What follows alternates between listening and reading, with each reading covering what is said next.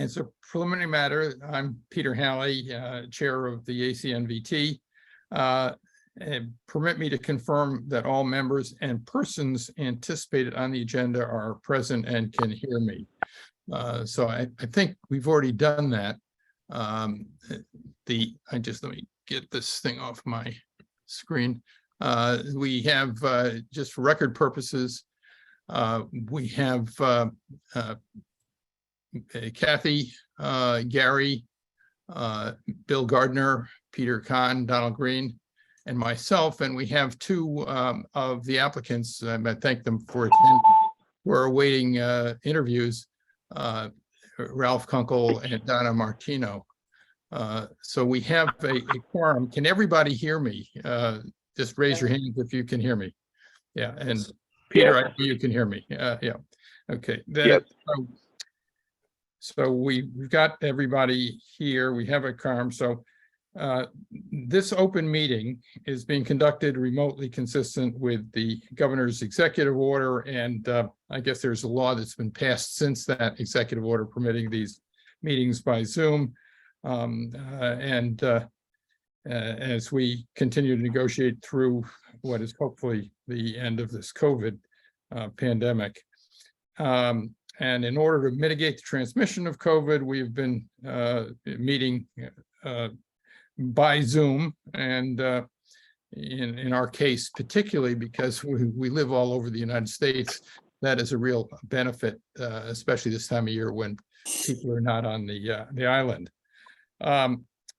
So you can find the posted agenda materials for this meeting on our website, and we will have public participation in this meeting. We're interested in people's views. Please note that the meeting is being recorded and that all attendees are participating by video conference. Please be aware that other folks may be able to see you and to take care not to screen share your computer. Anything that you broadcast may be captured by the recording. All meeting materials, which is basically the agenda and prior minutes, have been provided to members of this body and are available on the town's website, unless otherwise noted. So follow along with the agenda, and we will conduct this meeting. The ground rules. We are now turning to the first item on the agenda. Before we do so, permit me to cover some ground rules for effective and clear conduct of our business and to ensure accurate meeting minutes. I will introduce each speaker. Our speakers today are two appointees to the STRWG group.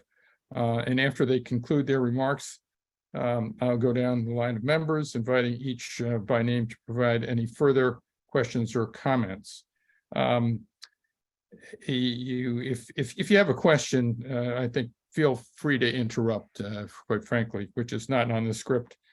But we're trying to get the best advice and guidance for our STROG members as possible. Please, if I need to intervene, I will intervene. And if I do intervene, please, follow what I'm saying. We'll get through this meeting. If you members wish to engage in conversation with other members, please do so through the chair, taking care to identify yourself. For items of public comment after members have spoken, I will afford public comment to those members of the public that have joined the meeting via Zoom. Members of the public who wish to speak must state their names and be acknowledged by and speak through the chair. Finally, each vote taken in this meeting will be conducted by roll call vote. So that's the script. And I have the agenda here. First of all, we have already established we have a quorum. And do I have a motion to approve the agenda? I'll move to approve the agenda. And a second? Second. Yeah, Don Green, second. All those in favor, Aye. by raising their hand. Aye. So the agenda is approved. Tell me, do we have the minutes from the last meeting also or not? Yes, they We were did. sent out with the Okay. invitation. Okay, good. Yeah, Yeah, that was sent out with the invitation. I got you. Yeah.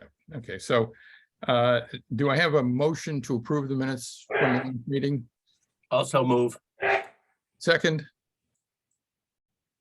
Second. Bill Gardner, second. All those in favor signify Aye. by, Aye. we have 1, Aye. 2, 3, 4, 5. 5 yes, 5 yeses. Okay, so the minutes are approved. Let's see, where are we? So I think we're down to a discussion of by Peter and Bill of the last STRWG, which I'll refer to as STROG for one of a better thing and without any vowels. And also discuss what is coming up at the next meeting. And then we also have the citizen warrant list, of which there are 26 citizen warrants, of which I think 4 pertain to what STROG is doing or discussing. And we might at least discuss those 4 citizen warrants, and depending on time, because I understand one of our members needs to be out of here by 11:30, we'll save the others for the next meeting. So that's where we're going to proceed. Peter and Bill, why don't you take it away? All right, it's Peter. Let me start. I'm driving, so I don't have my notes available to me. I'll give you my best recollection, but Bill has the minutes, and Kathy as well, of course, have the minutes from the meeting and should give more detail. I'm going to give a top view. The meeting, as I recall, started with the town council discussing the legal opinion, or the answers, I should say, to the various questions that were raised that we discussed at our last meeting of our ACNBT group. And the one I pressed him a bit on the issue, as we discussed, with regard to the Fifth Circuit opinion and the issue of treating, as you'll recall in that opinion, the court found under the circumstances there that residents of New Orleans could not be favored over non-residents. And obviously that's something that we're vitally interested in, and our position has been and continues to be, unless we change it, that we should be treated equally. As you know, there was some discussion that we should be treated equitably, not equally. That remains to be seen, because I don't know what the hell equitably means under these circumstances. But that's a big issue that's still on the table, and we can discuss that. But it moved then. It moved then to this Granicus group, which is the data collecting outfit, and our recollection is that they indicated now that they do have, they've made attempts to get the material that they had been missing, a large chunk of it, which was obviously from local realtors. That had been excluded before for some reason. But I don't recall, and Bill and Kathy need to fill me in on, I can't recall exactly how things were left with Granicus. That's what those are the sort of the highlights. It was not a particular, again, a process meeting. We still have never defined the problem specifically. It continues to be a bit frustrating, at least to me, as to the slow pace of this discussion. Bill, what I'm sure can improve upon that. No, you've accurately summed it up. I just would echo the slow pace and my personal pessimism that this is going to resolve itself anytime soon. I can't help but think we're going to be in the position as a group of advocating for a September meeting. We're not going to get anything done in the next 30, 60 days. Just not going to.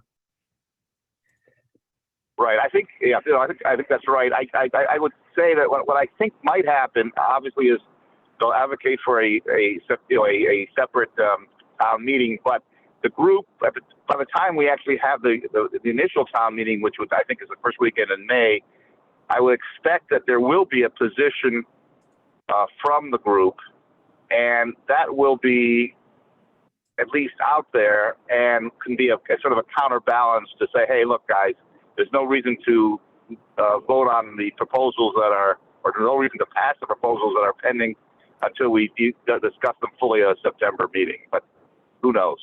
It is going very slowly. Yeah, I Gary, just to add something to that, and I agree with what both of you said, as I listened into 2 meetings this week, the select board meeting, because they were talking about their representatives were telling them talking about how the meetings have been going. So I listened to the select board and the FinCom meetings.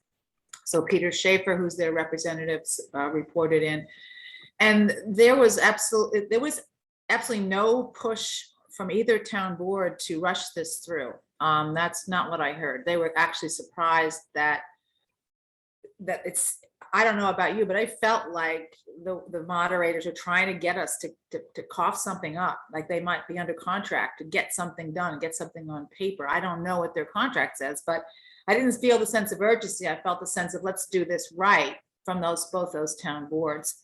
So that's just, a question is really, where is this pressure to move coming from? And I agree, we should do it in the fall. We should have the sense of tell them where we are and be honest about that with them.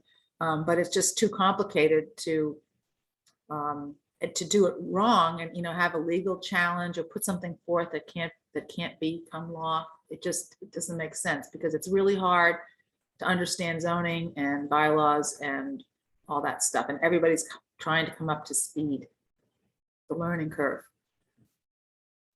So Peter, I have a few comments. The first comment I want to make relates to the meeting that was held of the subcommittee with respect to the legal issues. I didn't attend it visually, but it is on YouTube, so I played it back. And in watching and by the way, I think you guys did a good job, Peter. I watched you raise that issue about the New Orleans case. I think you did it well. And I had the feeling, based on what I heard John Giorgio say at the last meeting, that he understood that he shouldn't be so cavalier about saying, that doesn't mean anything. To me, the most important thing that came out of the legal discussion, there were several different interpretations. There was one by the lawyer from the firm's law firm, KP Law, and then there was another from the zoning expert, and she spoke as well.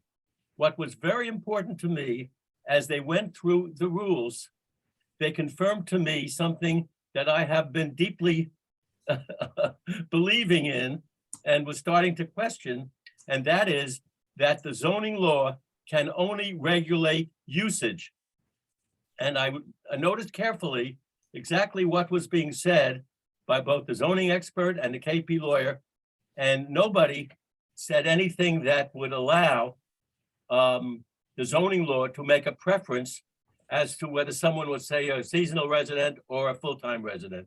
So I'm really pleased that that issue hopefully did not turn bad. Everything that I heard at that legal meeting suggested that zoning, if it's going to be a zoning law, it can't differentiate between the seasonal residents and the full-time residents. With respect to the other issues, I was glad to see from both that meeting and the work group meetings and the select board meeting that there is a push to have a second type of meeting, another town meeting, a special town meeting, of course, to really get this done. And a lot of the comments being made suggest that no one really wanted to rush this thing through in the next 60 days or whatever, because they know they'll screw it up if they try to do that. The problem will be how that issue will be dealt with at the upcoming April meeting or May meeting, when there are several proposals that have already been offered. And I assume that what the town might try to do, what they should do, is they should come up with some kind of a holding place, kind of a article that would permit people to feel comfortable that, you know, we're not changing the situation dramatically, we're keeping the status quo temporarily, but only until a special town meeting. And if the town can come up with a article like that, that's something that might pass, and that might permit a more intelligent finalization of a rule that everyone is going to agree with, which could be then addressed at a special town meeting in the fall. Well, Gary, isn't the wild card in that approach the pending lawsuits? That one of those suits may well be decided. No, I don't think so, because John Giorgio already told the town when they worried about it, he said, you don't have to worry, because whatever they decide is going to be appealed and will not be binding until the appeals are decided, and the appeals are going to take at least a year or two. That question was asked of John Giorgio quite a while ago, and I remember what he said.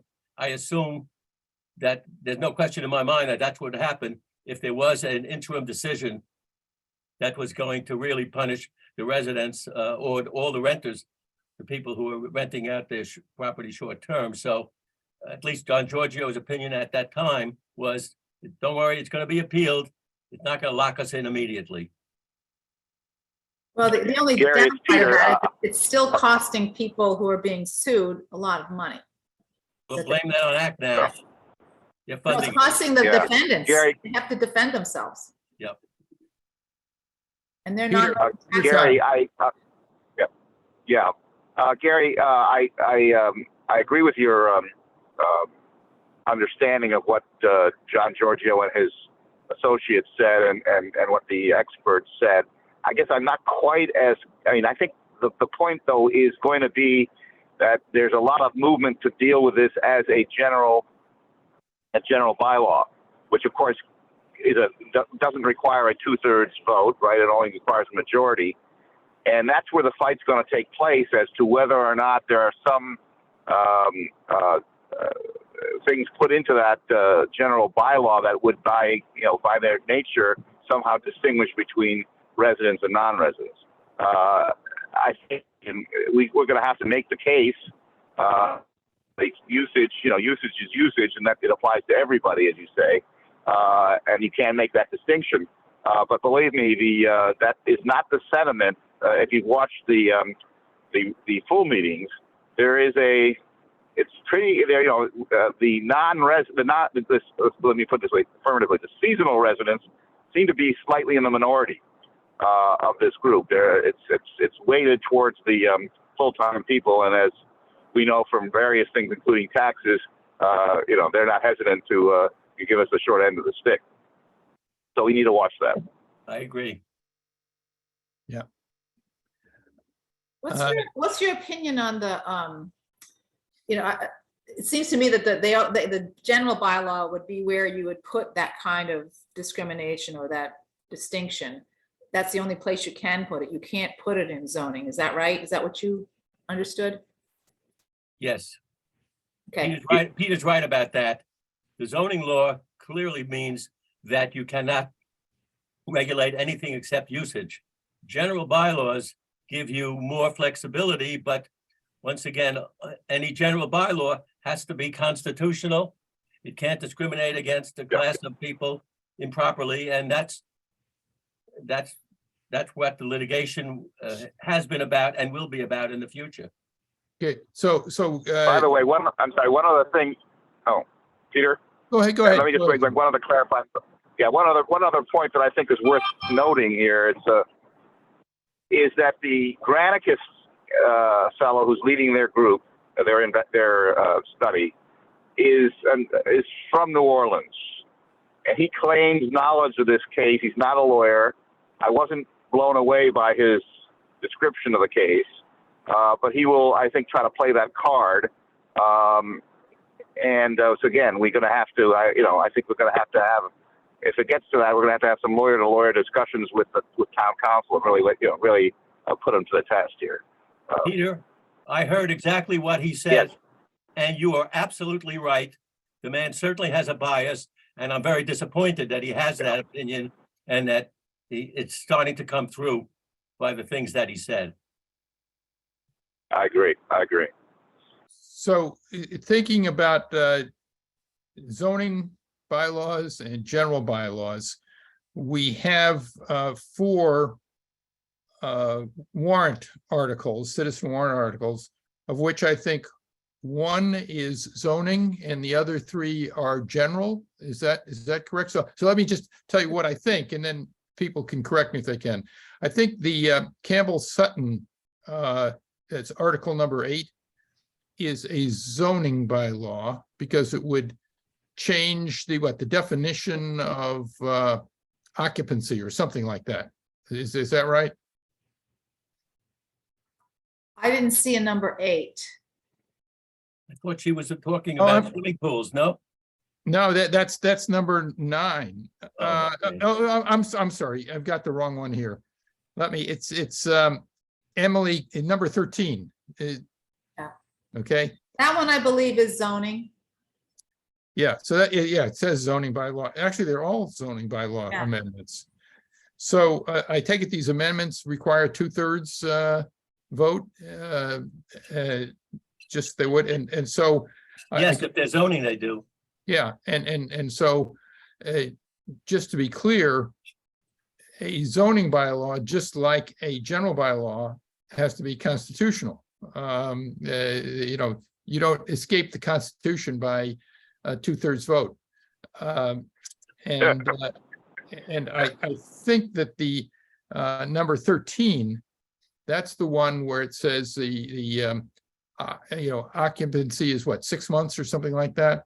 If you occupy the house without any definition of occupancy that I could see, then you have the right to rent it for 6 months, I guess, up to 6 months. And that, to me, that for a seasonal resident, it's Discriminatory. the question is that discriminatory or is that not discriminatory? Because I think we should be, I think we need to analyze these things one by one and figure out, whether or not we're for them or against them, just whether or not enactment of that particular provision would likely pass constitutional muster, because people are wasting their time doing things that they're not legal in the long run. So that, and I apologize for getting my bylaws screwed up here, but that's number 13. I think just my thoughts on that is it's probably not illegal because it's not really saying seasonal versus non-seasonal. It's using a mechanism that obviously affects seasonal people more than year-round people without using those words. So that one is kind of scary to me because it could be legal and it could be very harming too. Well, that's kind of the reason I raised the question, but also I don't think, the words over substance, right? You don't need to use those magic words, seasonal resident or whatever. Question is, what is the effect? Okay. It seems to me that is, maybe right in the sights of that Fifth Circuit case, where I think that had dealt with occupancy as well.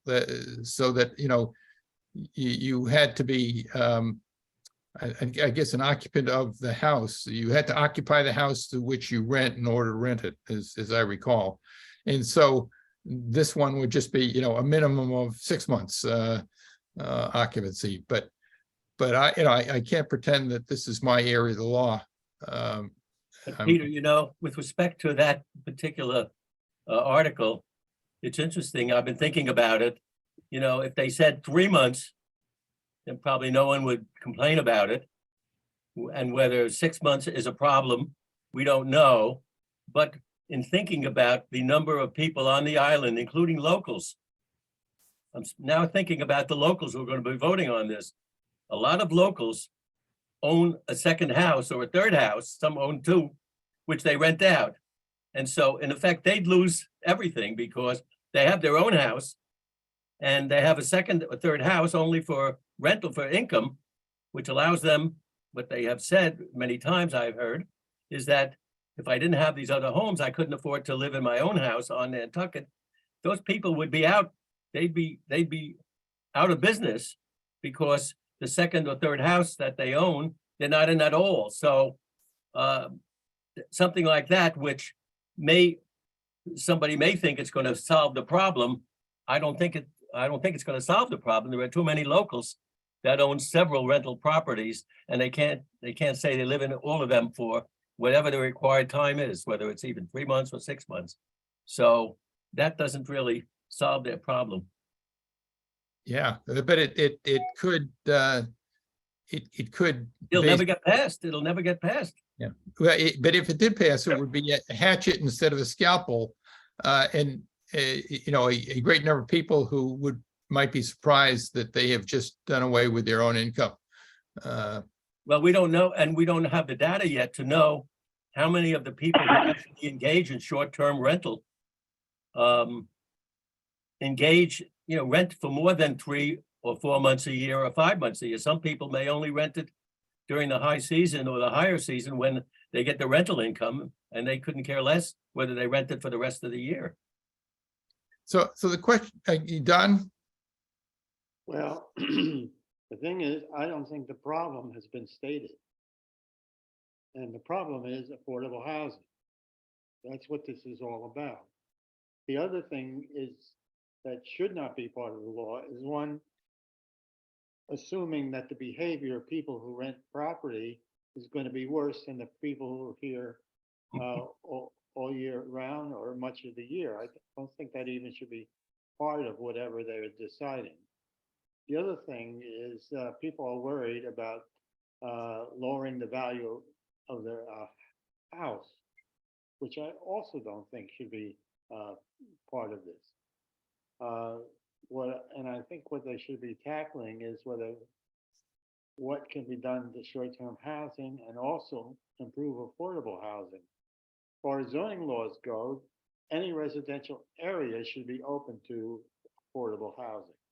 There should not be any restrictions as far as that goes, or else we'll never get to the place on the island where people have a home they can stay in all year round and work on this island.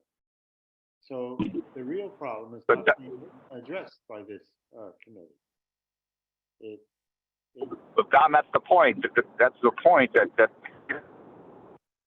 arguably between short-term or affordable housing and short-term rentals. The people who want to limit short-term rentals are trying to make a connection and use that to bootstrap their argument. And the fact of the matter is, we haven't heard much because the fact of the matter is that the houses that are being rented for short-term rentals would be far too expensive, by and large, to be purchased or used for affordable housing. But the land that they sit on could be used for affordable housing. Well, what are you going to do? You're going to buy the. What are you going to do? You got to buy the house from somebody. Then I mean, what are you going to do? Tear down the house? If you do that, you're going to have to pay for it. Well, they have established funds, and quite frankly, as far as I know, there are 20 billionaires on this island, and they should be approached to help out with this problem. All right, but that's not the. I mean, with all due respect, that's not the issue that we're dealing with. It's not the issue. The issue is wrong. Right, that's another issue. Right, I don't disagree. That's why we've been asking. What's the issue we're trying to do? That's why we've been saying define the problem we're trying to deal with here, and they haven't done that yet. And Peter, the question is, is this working group ever going to clearly focus on that? You know, in all of the conversations, the letters to the editor and the articles that I've been reading lately about short-term rentals, something that came through to me recently really rang a bell. I don't know if you guys all agree with it, but what someone noticed and what someone said is that the problem that causes the loss of affordable housing isn't short-term rentals. It's the fact that people in our country are doing well enough so that they can afford a second home. So a ton of people want to have a second home. They don't need to just have their one residence. They can have a second home, and Nantucket's a great place to have a second home. And a lot of those people aren't interested in renting it. They just want to have a second home that they can afford, that they'll use. And therefore, as the amount of people who are able to afford having a second home, as that grows, that's where the loss of some of the units that may otherwise have been used for local housing go. Not because they're renting it, it's just that more and more people in our mushrooming economy have enough. There's so much wealth sloshing around, as you can see when you read the papers every day. They lose hundreds of billions of dollars that nobody even blinks when the crypto things happen. So what happens is people feel comfortable enough to buy a second home, and therefore there's less affordable housing available. But it had nothing to do with short-term rentals. And Peter, I don't know how you get the group to focus on some of these issues. They're also hell-bent, Well, on convincing themselves you're right. that's You're the right, reason. Gary. Yeah, you're right, Gary. In fact, I believe there was somebody said, I think it may have been the real estate people who finally were able to speak. Why the real estate people are excluded from this is beyond me. But they said that the statistics are showing very clearly that there is less rentals. There are less rentals now on island. Just generally, people are not renting their homes like they were before. So that supports your your position. Yeah,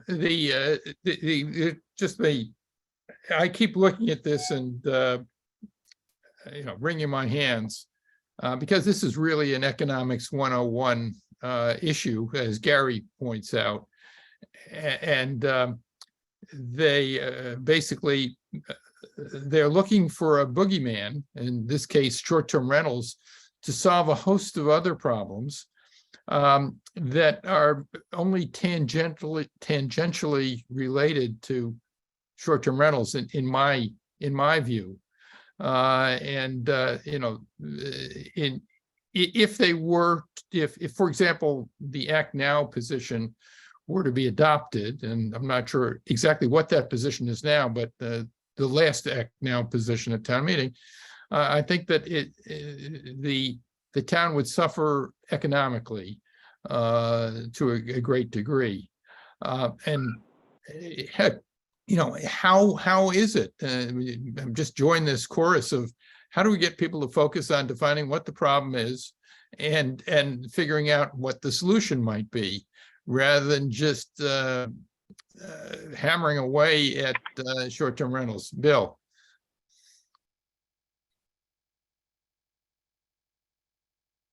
You're muted. Oh, there, I'm not muted. There you go. The whole thing is absolutely fascinating to me. The issue of affordable housing, I don't think has anything to do with short-term rentals. And I think it could be resolved in a number of ways, one of which is to open up some town land for the construction of affordable housing. And there's plenty of money out there in a number of places to do it. And so why don't we just say to the working group, it's our feeling as a committee that there is no nexus between the affordable housing problem and short-term rentals. I just don't think there's any way short of that. And my second point is that another way to solve the short-term rental problem is to take a stab at July, August rentals and find some way to curb those. I think that would be mighty hard, but at least goes directly to what we perceive as the problem. I think, Peter, just following up on this for a second, the only way to move this forward seems to me, at least to get our view across, is to put forth a proposal, to try to put in writing a proposal of what would be acceptable to us, and articulate in a sort of a side, a cover note why it is that we're putting this forth, and what it deals with, and why it doesn't have, why short-term rentals have no connection to affordable housing. I think, because right now, this, as anybody who's watched this thing, I think will attest to, it's just a lot of people, fluttering their mouths, and there's nothing concrete being put forward. And until that happens, it's sort of a waste of time. It's not like we don't know what the problem, what the issues are. They haven't defined the problem to solve, but we all know what the issues are. We could start working on a proposal. So Peter, I have you just one gotten- last thing here. Yeah, sorry. have you Go got the questionnaire to fill out? It has to be done by tomorrow, Yeah, I'd like to. Yeah, I'd like to. I was hoping that would be on the discussion here. I just saw it. I haven't had a chance to study it, but I think we should discuss. I think it would be helpful to me to have the view of the committee on those issues. Do you want me to send it to everybody? Because I think just you got it, right? Send it, or could you do a share screen maybe, or is that Can you possible? share screen and just go through it? Yeah, I can share a screen. I'll pull it up Yeah. here. Also, while you're doing that, I'm interested, Ralph and Donna, you have any thoughts that you'd like to add, or just hold up your hands and withdraw your applications? I don't know. Kathy, I think we have those questions that were put to the primary members. Yeah, I agree. I'm here to listen right now. Yeah. Okay. I guess I'm surprised at this date, how little data there is on short-term rentals. I would have thought that, the previous months of the subcommittee would have done a lot of data gathering. There's no place to collect it from. Is that the issue? That's what the registry is going to be doing. It'll collect the kind of data that's Nantucket specific, but there's just nothing there because there's no central place to go find it. And even though Granicus data mined like Airbnb and VRBO information, they don't really know how these short-term rentals are operating. They don't know even if they are operating because they can't see the calendars or when they're renting. So it's just, nobody knows. So everybody has their own idea, but nobody really knows. So Well, I guess that tells you that the more you get involved in the details, the more complex it gets and the more insoluble it seems. I was impressed today by the conversation that short-term rentals are not equal to affordable housing. And everything I've read tends to conflate the two. So if this committee can bring clarity to the separation of the two, that would be a great advantage. I'm going to try and share my screen here. Do this. Yeah.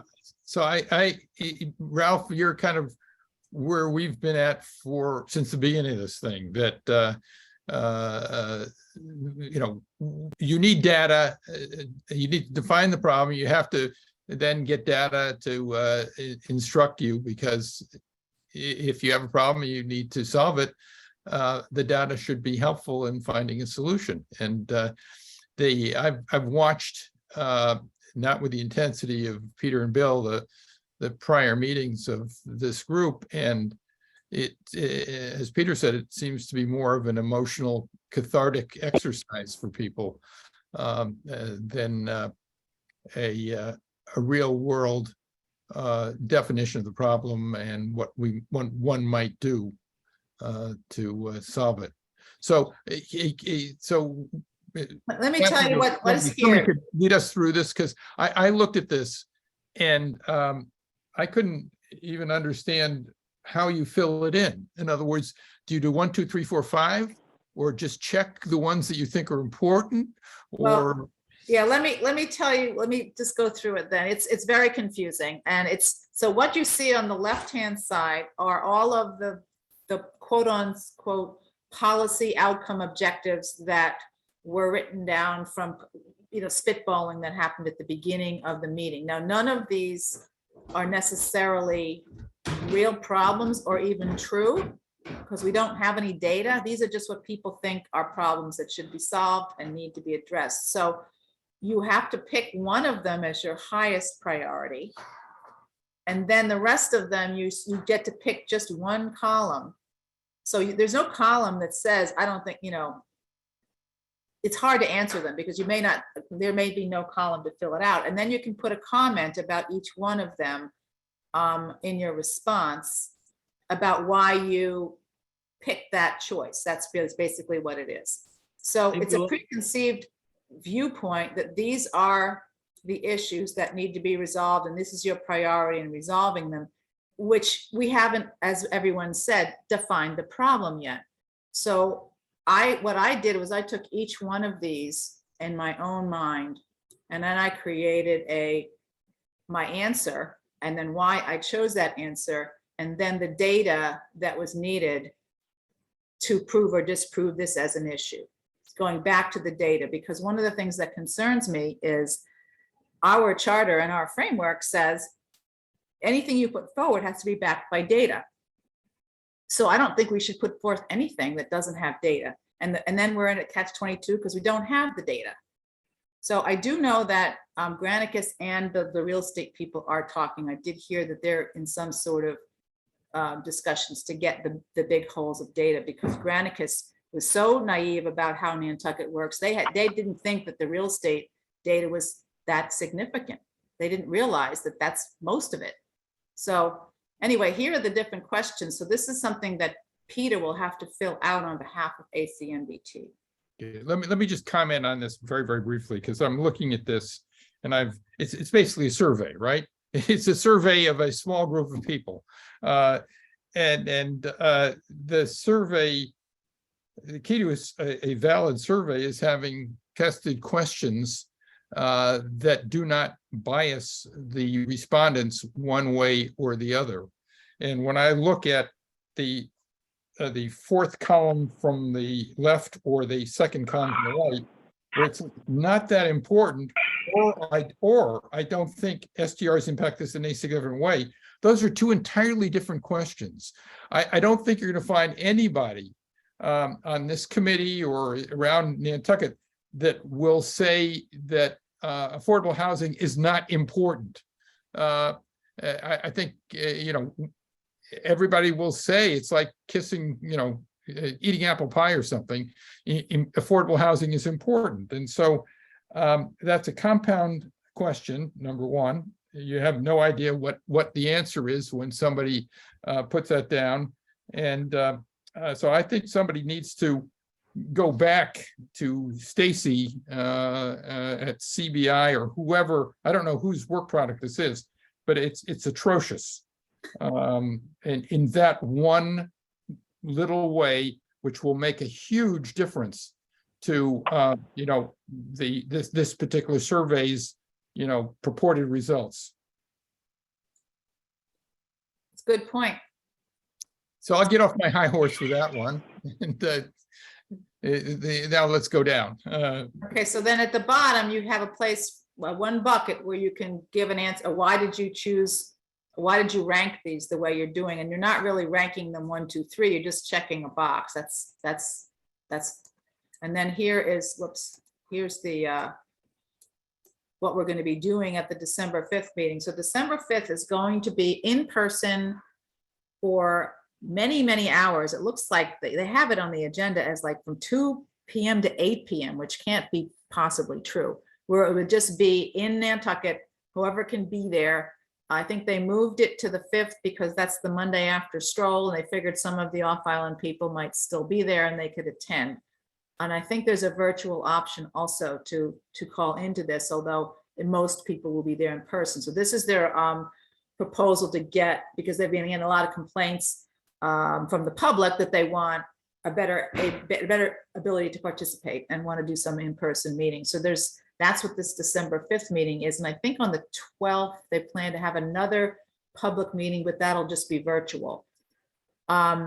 So this is the next part. And let me just scroll down and Peter, say what you think about these. And here's where we could put in, or ACNBT could put in recommended mechanisms, but that's kind of scary because what's the problem that we're solving? How can we put a mechanism in if we don't know what problem we're solving?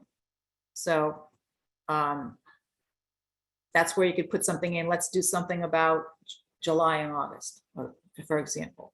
I mean, this is, I was about to say this is kind of laughable, but it's not a laughing matter.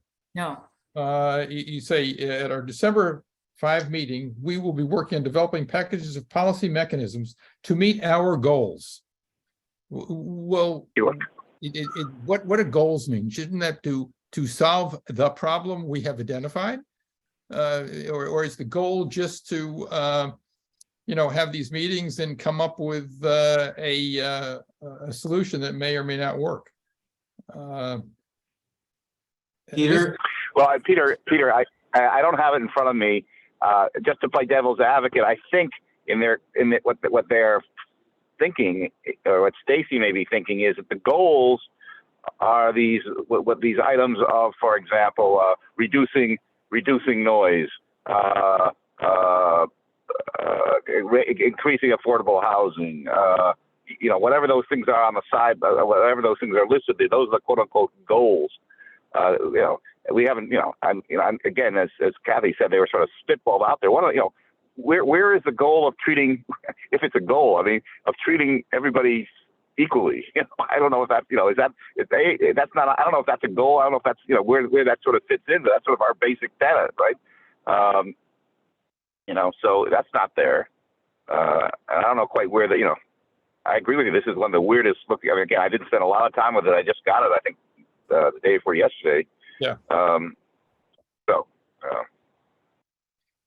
Yeah, that was a goal originally in the very first draft, that treating everybody equally was a goal, and then they took it off. Act Now objected to it. And then I remember Stacy saying, well, really, so if we were able to come up with a solution that treated everybody equally, you wouldn't be okay with that? Which was a very good question, to put her on the spot. And she kind of backed off, but it still got taken off. It's not there. Yeah, it needs to be put back. It needs to be put back on. Right. So here's my suggestion, unless people want to go through these one by one. I think number one, this is the sort of thing, Peter, that if your associate gave you this, you would start running a red pencil through it. And the two places clearly that need red pencils are the last two categories on the right-hand side. Not that important, or not sure / need more information. Those are, again, two different questions, because you could have all the information in the world and still be not sure. So I think this needs to be edited. And I realize this is kind of like, barking up a tree or something, but I think that needs to be done. And then the treating owners equally needs to be put back on, or whatever the right words are.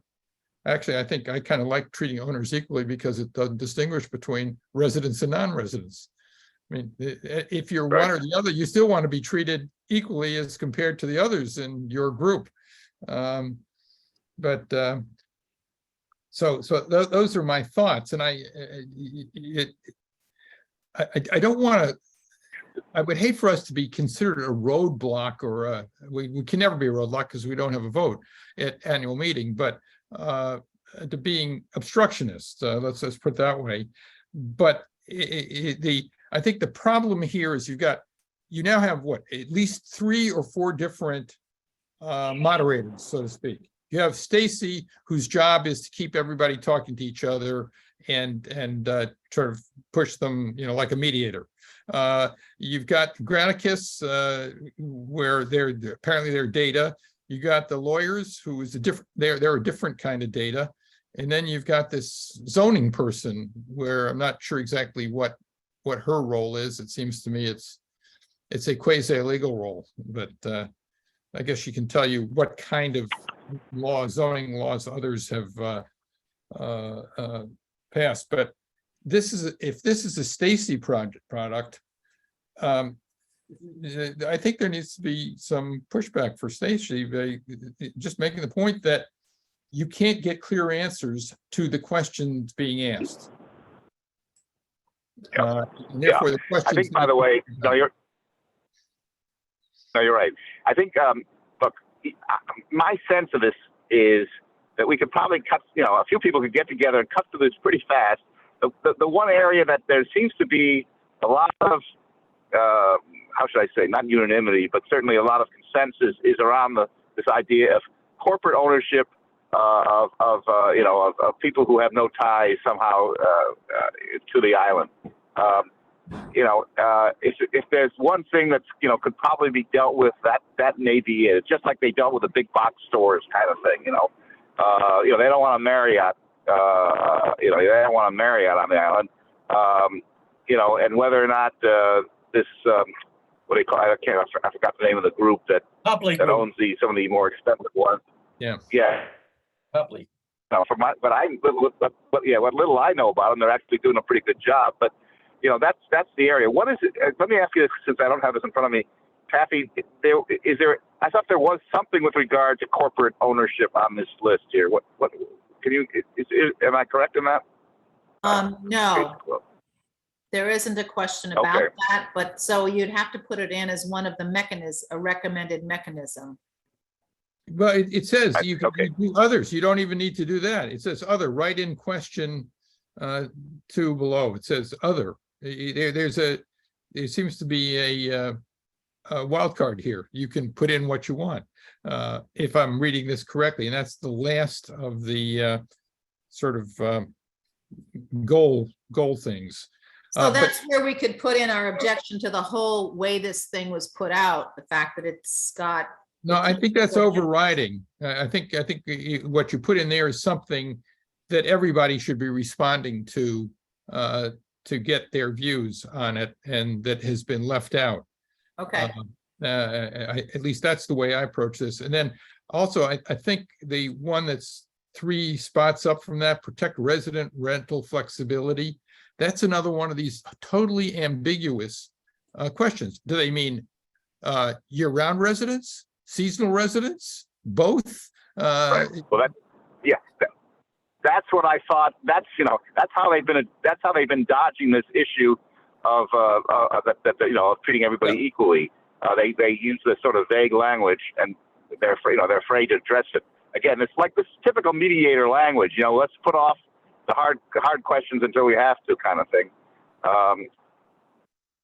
But anyway, I guess what I would welcome is maybe, Kathy, you could send this around to the rest of the group if they haven't seen it, and if people have time and have thoughts, put them down and send them to me. And I'll try to work on this on Monday. I'll probably consult with Peter Halley and Bill, and knock something out based on the consensus we're hearing here. Okay, so I can send it around. I have it in a spreadsheet if that's easier. I can also put it in a PDF file. I'm afraid to forward the email, because then maybe it could be submitted, and we would only want to have one submitted, right? Oh yeah. We don't want.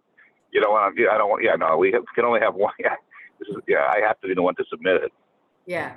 So I think probably what this ought to say is just sent to the members of this group, because we need to be cognizant and abide by the public meeting laws, and just say, here's a questionnaire that was sent out by Stacy, and if you have a view as to how Peter or Bill ought to respond to these, or problems with the question or something, that let them know. So it's not this is not a group decision at all. It's rather where we have a representative.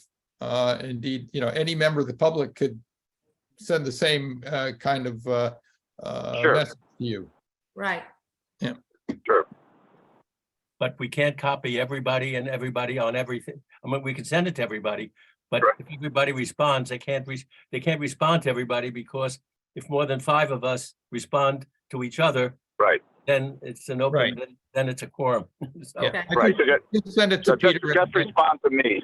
Yeah, no Bill, reply all. yeah. Right. Okay, that makes sense. That makes sense. I mean, but, and they're supposed to represent this group, so they have to have input from this group. Right. And that's Peter? part of- Of course. yeah. Peter, Go ahead. this, Yeah. Yeah. I'll address this to both Peters. Yeah. I'm a bit of a scientist and a statistician, and I can tell you how deeply flawed this is. I agree with you, Peter. It's a deeply flawed survey, but the way flawed authors of surveys end up using them is as a reductionist tool. So you will never hear in the medium or the recipient of this survey all of the results of this survey. Instead, you'll hear them say the highest priority of respondents to this survey was X. That's all you're hearing. So you have to be very careful about the first column, because that's what's going to be reported. Yeah. And it's. Yeah. But I could see, if somebody took out not that important and not sure in the last 2 columns, I could see lots of people, just ticking the last column. Yep. And indeed, unless there were one of these that, like address traffic congestion, overcrowding, and these are, 3 or 4 different separate questions, but just leave it at traffic congestion. That I would say, that would be a very high priority. How is that going to be solved by any of this? I don't know, but these are all compound, and I don't think I'm being picky about this. It's just I'm very disappointed in the person who put this out. But I think, Ralph, you're absolutely right. They're just looking for cheap hits. Peter, what you said, I agree with, is that 4th column is so offensive to me, where you have to make a choice that it's either not Yeah. important or it doesn't impact STRs in any way. That's outrageous. Outrageous that they did that. Almost as bad as the outrage of protecting rental flexibility instead of merely saying protect rental flexibility. They didn't have to say resident. So Gary, take your Rambo litigator hat off. And how do we persuasively, convince people that they can do better than this? Because, we can't just be angry and shouting, which I've just spent the last 5 minutes doing. But this is a real difficult problem. I'm so glad that we have a real litigator or 2 real litigators handling this thing. And I guess it's more of a jury trial issue than a bench trial issue. Well, what Peter would normally say in a courtroom is he'd say, I object to the form of the question. Yeah. Yeah. Yeah, Don's got his hand up. Yeah. Lawyers are just one stop above politicians in the popularity these days. So. Don, you're muted.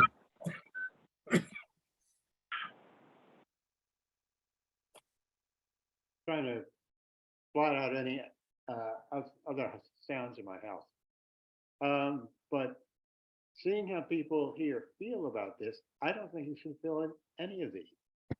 And at the bottom, express politely what the objection is, that each individual has their own biases and prejudices, and that's what you're being asked on this questionnaire.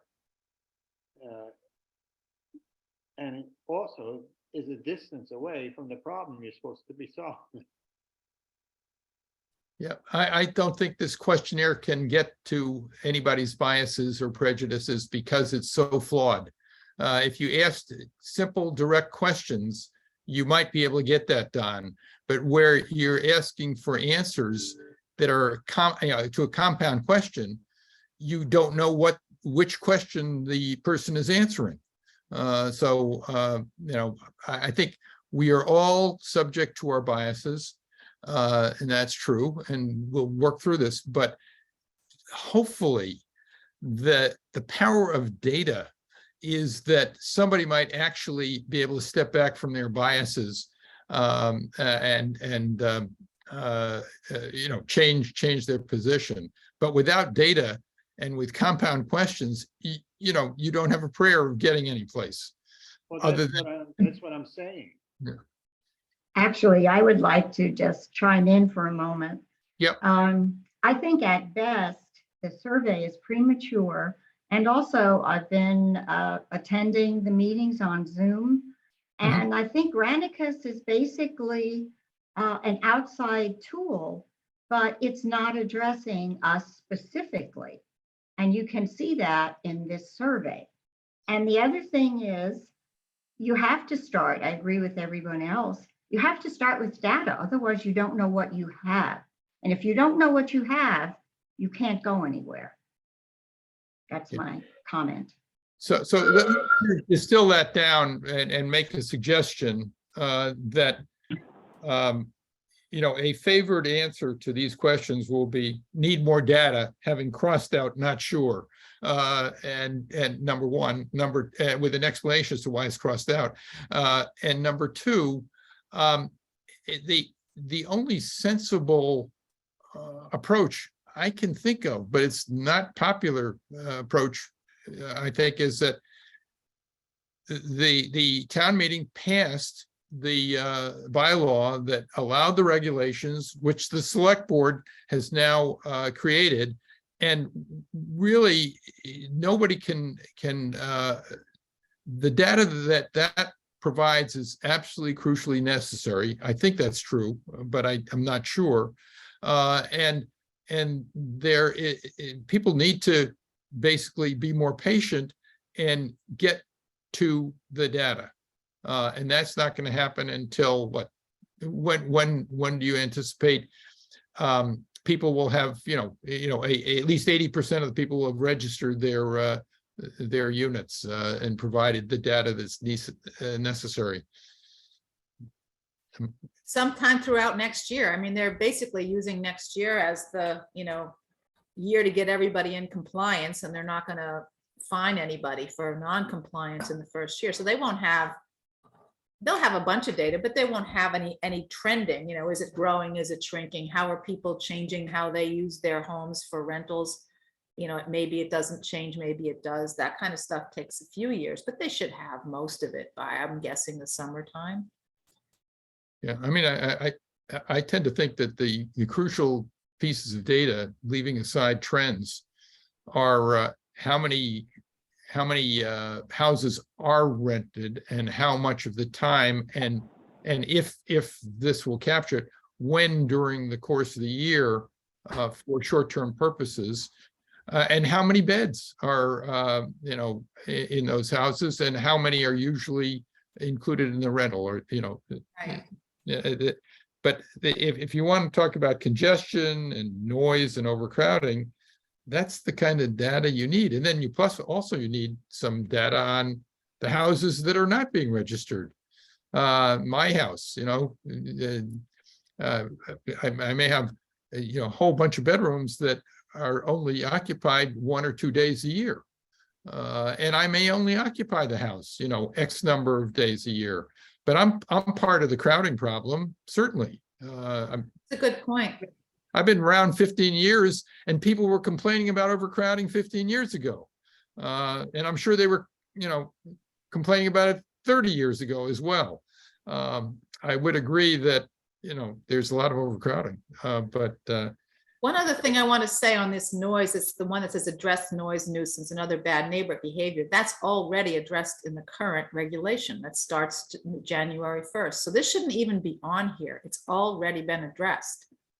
And the only reason that you wouldn't have that resolved is if people just don't report it.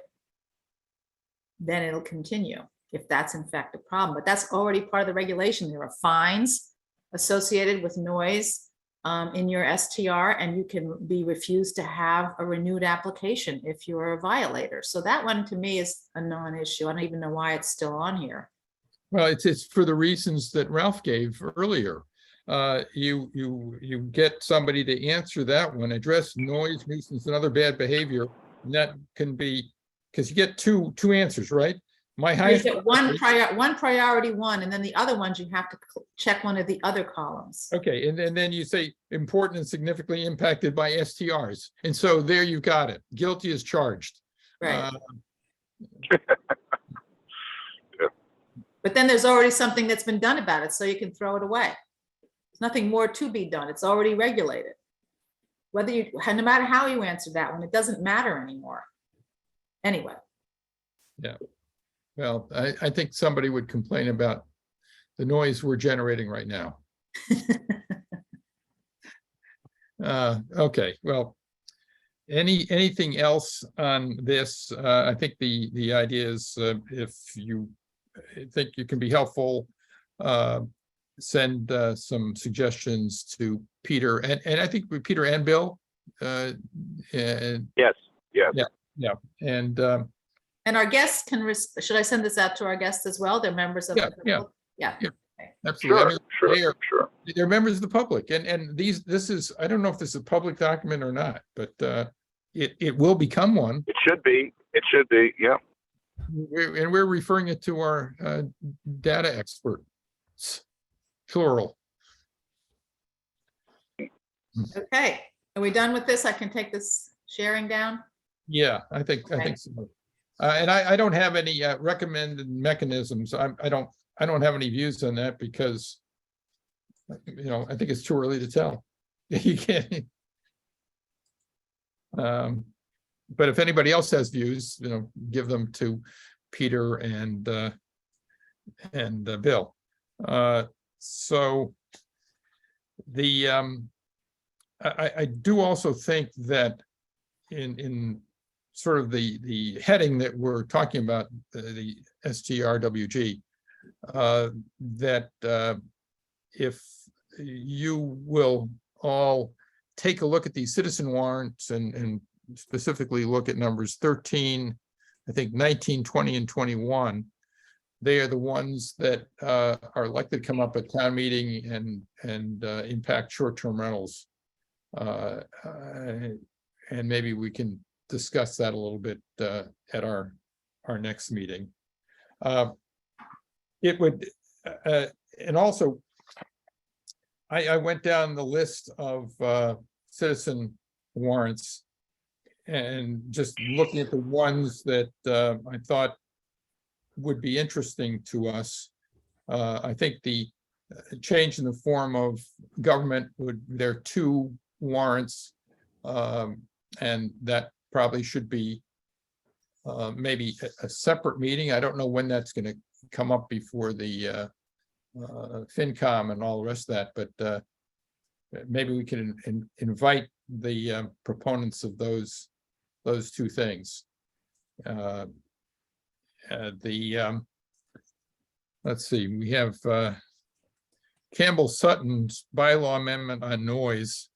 I would try to persuade you that we ought to support that at some other time. Basically, just it's trying to make air conditioning and pool equipment noise more controlled in the future by having before. I think in the current regulation, your air conditioning unit can't be louder than 55 dB at 40 feet away, and this would be 55 dB at 30 feet away. So it's an improvement. Peter, I just don't think we ought to be making regulations that specifically, Well, Gary, I would prefer not to, but we tried the omnibus approach and that utterly failed. And so I think that we ought to be supporting the things that we would have been happy seeing in the omnibus approach when they come up. That's, but we'll let the group decide that, okay? Let's see. There's outdoor lighting. People have an interest in outdoor lighting. It's a very detailed set of regulations. Yeah, Don? I think it's unenforceable. And that's because? Because, you know, if a light goes over into somebody else's yard, is that something you want to call the police about? Well, it depends on how disturbing the light is. It's the same as noise. It's the exact same thing as noise. Well, I think they're very hard to control unless they're really, you know, someone's taking a spotlight and lighting up your whole house or something. Well, I mean, I have a neighbor who did that. And so I have a personal interest in this. I think that neighbor is sold and it's not happening anymore. But I could understand how aggrieved others would be if that happens. So And many times we do not act like neighbors and go over to the neighbor and talk to them in a civil way to get them to, you know, come to some compromise about what they're doing. okay, well, why don't we'll address that whole thing and everybody be able to say their thing, and then either we'll say vote no or vote yes at our group, and that. But I just wanted to bring that up as an area of potential interest.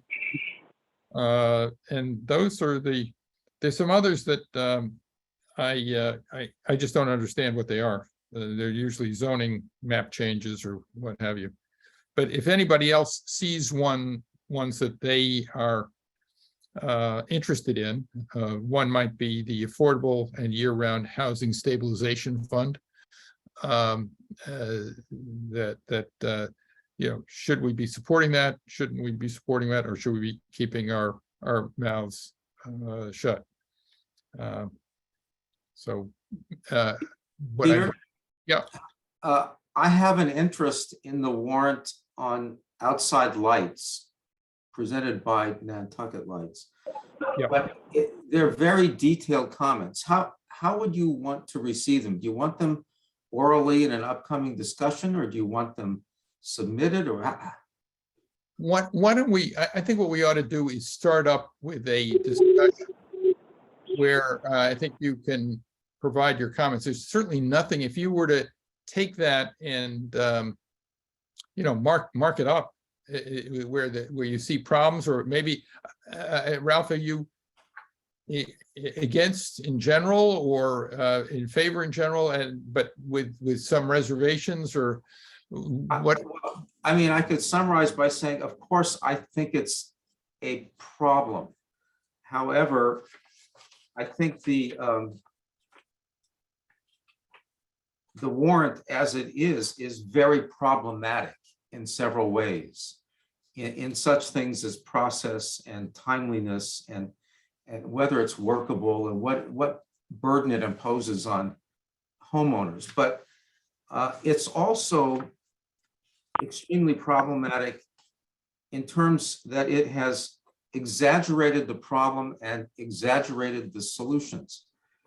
And I'll give you just one example of it, is the science argument. It has claimed that cancer, diabetes, and obesity are causally related to excessive nighttime light. Now, I'm a neurologist and a physician and a scientist, and I've looked at the UN proposal, that a 280-page thing that was attached to the warrant.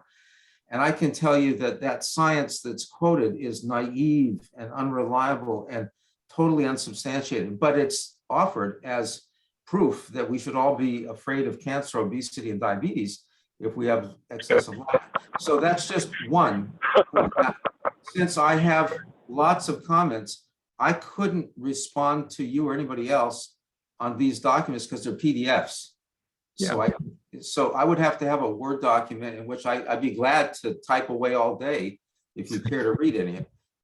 But I don't want to I hog the can send you conversation. one. I can send you a Word version. I know the person who submitted this, and I'm sure that she would be happy to respond to any of the concerns you have. That would be a simple way. I wouldn't take up your time. I would just simply, as a citizen, tell you what my comments are. I think that would be great. Yeah, Donna? Yeah, I think the goal is admirable, but I understand what Ralph is saying. So the goal is definitely admirable. Other communities have done this and they focus on low lighting. I think that's a good way to go, but it's not scientifically founded. I agree. Yeah, I look at this as a, whether or not it's a nuisance and not any of the health stuff. I would like to blame my need to be on a constant diet at night lights, but I can't do that. So this sounds like it could be a problematical issue for us as a general, but why don't we see how it develops before we spend a lot of our own time addressing it. I do know that the town manager this is a concern of hers, the nighttime lighting. So it's a popular. I don't know what her position is on this particular draft, but I do know she's expressed to me over the years, whenever I bring up noise, she brings up nighttime lights. And I so think the biggest violator is the school. That's where the biggest complaints come into the town. So I think that this person who wrote this worked with the town to figure out where the complaints were coming from and then went and looked at the situation. So a lot of it's mid-island, as well as individuals having somebody with a spotlight in their face. So yeah. Why isn't anybody in? I don't know. Good question. Okay. Oh, I guess it's going. So does anybody, The problem is the LA ends. when should we meet again? In 2 weeks?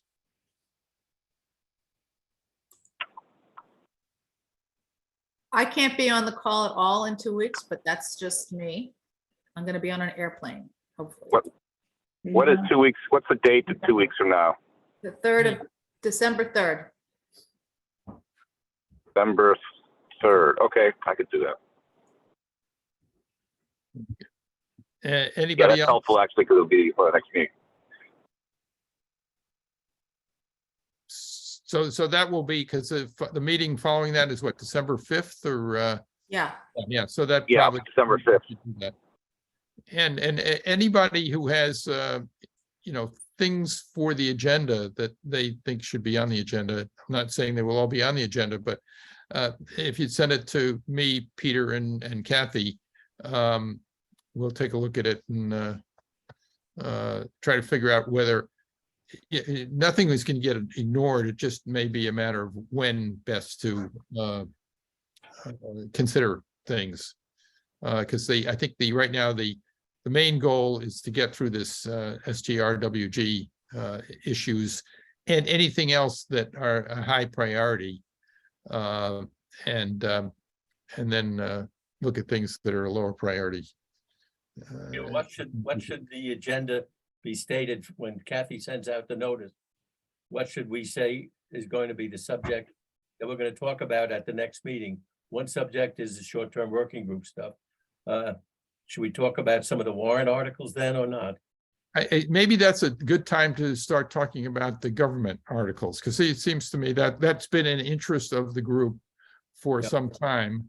And it's going to be a big issue for the town. And what it's nice to see is people in the town basically coming forward with, I haven't looked at either proposal, but I've looked to what is written about the Santa Maria proposal. And it seems to be some sensibility to it. By the way, Peter, and for the other members of our committee and people watching as well, at the last meeting of the select board, there were three visiting speakers, and it was really terrific that the town did this. Three speakers came and addressed the meeting at length.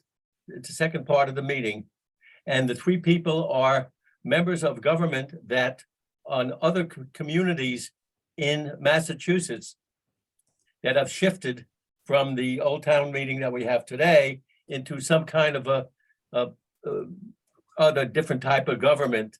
And it's very interesting to hear them talk about I think my recollection is that all three were really pleased that they had made this change, because among the things they talked about were the fact that when you have like a 9-person policy group instead of the select board, if the 9-person policy group takes the place of the annual town meeting, it means that they can meet every 2 weeks, every 6 weeks, every 9 weeks, and they can pass whatever needs to be done because they are the legislature, not the ATM anymore.